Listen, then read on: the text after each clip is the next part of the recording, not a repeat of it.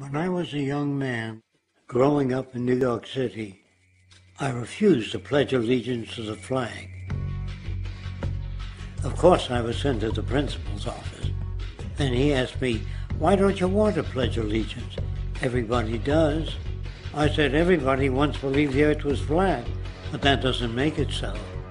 I explained that America owed everything it has to other cultures and other nations, and that I would rather pledge allegiance to the earth and everyone on it. Needless to say, it wasn't long before I left school entirely, and I set up a lab in my bedroom. There I began to learn about science and nature. I realized then that the universe is governed by laws, and that the human being, along with society itself, was not exempt from these laws.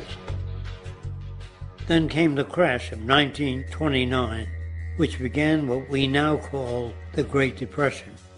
I found it difficult to understand why millions were out of work, homeless, starving, while all the factories were sitting there. The resources were unchanged. It was then that I realized that the rules of the economic game were inherently invalid.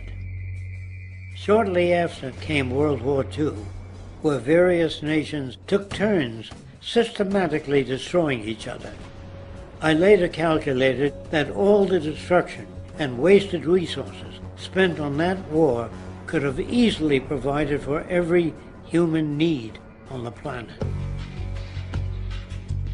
Since that time, I have watched humanity